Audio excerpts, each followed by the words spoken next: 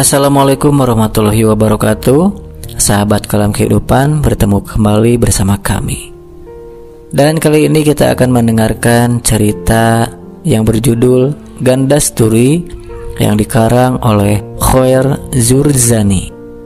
Namun sebelum kita simak, ada baiknya untuk like, komen, share, dan subscribe ya.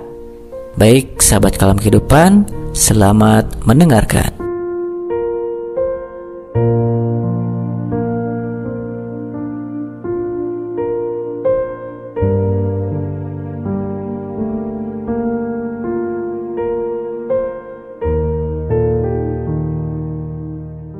Awal bulan Safar, Gandasturi tidak tahu apakah bulan telah muncul di langit malam. Gandasturi baru mengalami haid pertama, tetapi ia segan memberitahu keluarganya perihal kondisi yang ia alami. Maka Gandasturi yang berusia 11 tahun mengajak Wiwin, adik tirinya, bolos mengaji. Kamu juga bakal ngalamin nanti. Diawali dengan rasa sakit di perut, lelah, lalu akan muncul darah merah cerah, kata Gandasturi pada Wiwin setelah mereka melangkah agak jauh dari rumah. Laki-laki juga ngalamin teh? Tanya Wiwin yang berjalan di samping Gandasturi sambil mendekap mukena dan sejadah di dadanya. Tidak, cuma perempuan yang bisa datang bulan. Kenapa cuma perempuan? Karena perempuan dan laki-laki itu berbeda, ujar Gandasturi yang merasa sakit kepala sejak 3 hari yang lalu. Nanti tanya pada gurumu di SMP, kata Gandasturi sebelum Wiwin bertanya kenapa laki-laki dan perempuan berbeda. Mengapa laki-laki dan perempuan tidak sama? Kamu masih kelas 3 SD. Nanti saja bertanya kalau sudah SMP. Kamu mau kan masuk SMP, Wiwin? Seraya membetulkan posisi kerudung mengangguk. Ini malam ketiga Gandasturi mengajak Wiwin bolos dari tempat mengaji, membelah remang lampu-lampu halaman. Keduanya berjalan ke arah rel kereta api, kemudian akan duduk di sana hingga usai azan Isya. Di bawah langit malam, di atas runcing kerikil rel. Kalau terus jalan menyusuri rel ini, kita akan tiba di Bogor. Teteh pernah ikut almarhumah ibu. Teteh bekerja di Bogor, tinggal di rumah majikan beliau.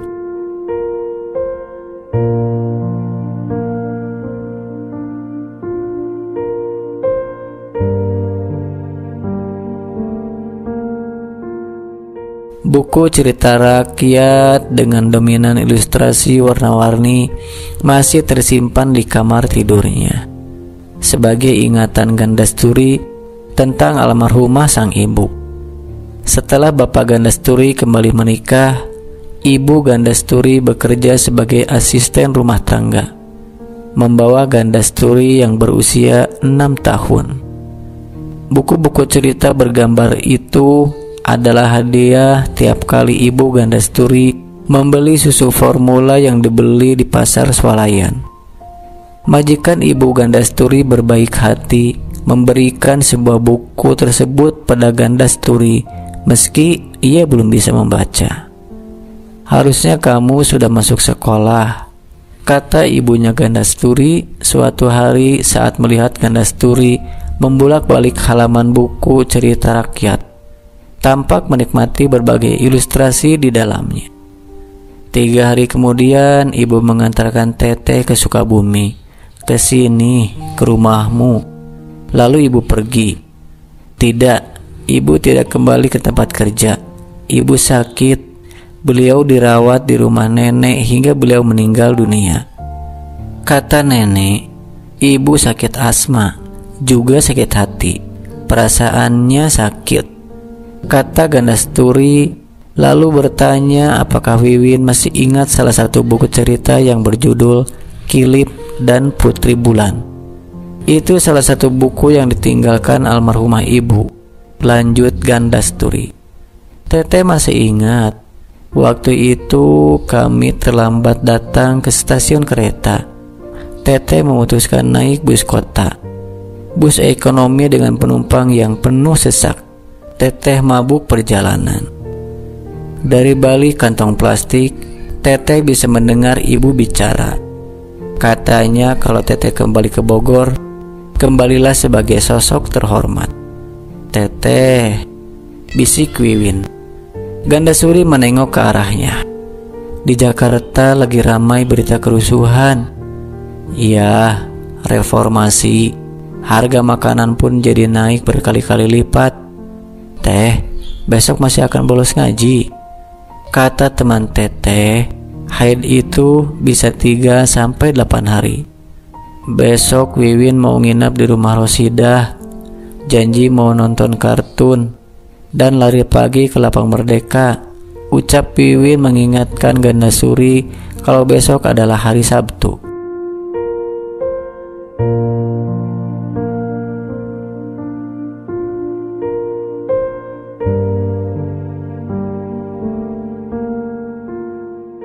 Keesokan harinya, Gandasturi dan Wiwin tidak lagi bolos mengaji.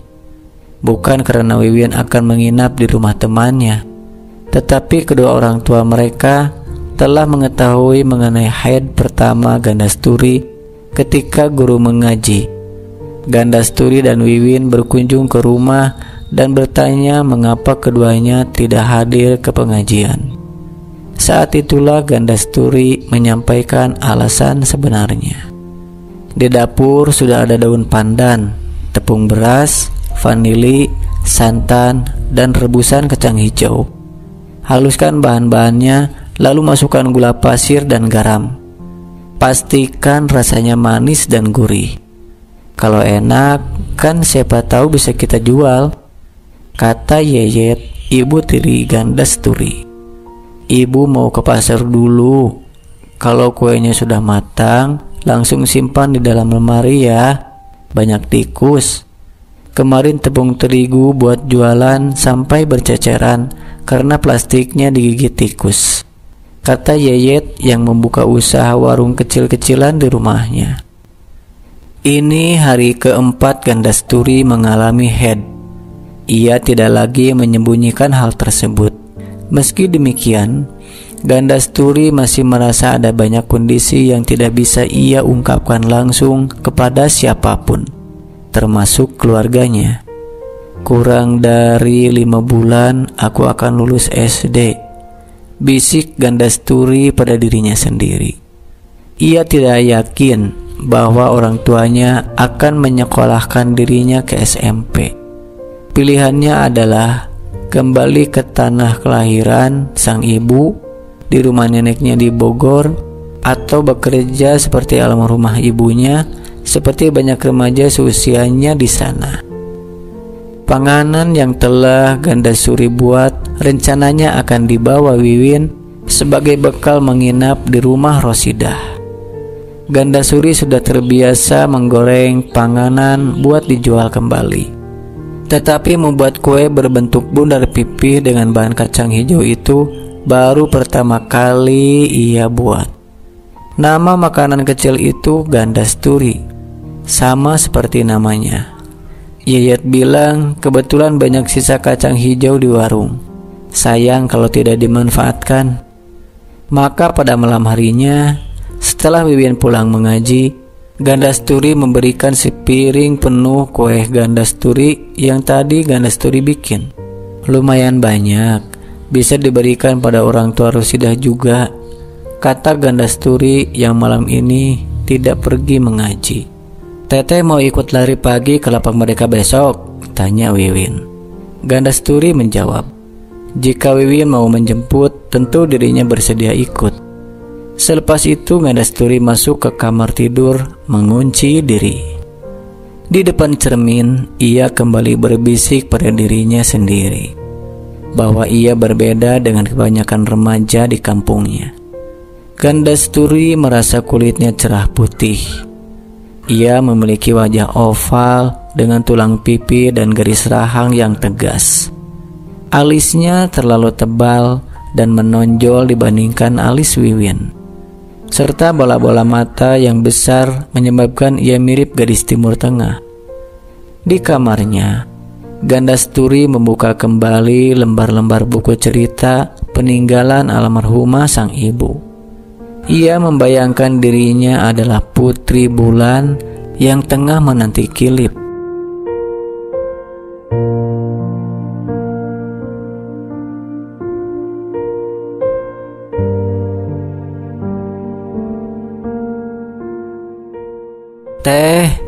Teteh, suara Wiwin disusul ketukan di pintu kamar. Belum ada 1 jam Wiwin keluar rumah. Gandasturi pikir ada yang tertinggal, karena mana mungkin sekarang Wiwin menjemputnya untuk lari pagi. Setelah membuka pintu kamar, ia kaget. Wiwin tengah berdiri dengan piring berisi kue Gandasturi di telapak tangannya. "Malam ini Wiwin nginep di kamar teteh aja ya," kata Wiwin. Besok paginya, sebelum azan subuh terdengar, Wiwin berkata bahwa ia mendengar perkataan orang tua Rosidah saat ia hendak menonton film kartun, bahwa mereka tidak mau memakan kue Gandasturi yang dibuat Gandasturi, bahwa Gandasturi anak dari hubungan gelap almarhumah ibu Gandasturi ketika almarhumah bekerja sebagai tenaga kerja di Arab Saudi. "Wiwin, ambil lagi aja Gandasturi itu, lalu pulang," kata Wiwin terisak. "Teh, kenapa orang-orang selalu ingin tahu urusan orang lain?" "Wiwin akan teteh hangatkan Gandasturinya sekarang. Rasanya manis," jawab Gandasturi.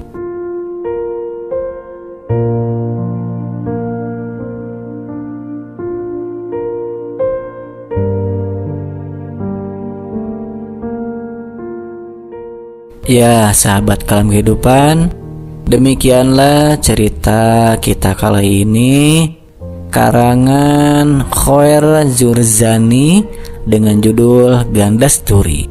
Sampai bertemu lagi di kisah-kisah selanjutnya ya. Jangan lupa untuk like, komen, share, dan subscribe. Sampai jumpa.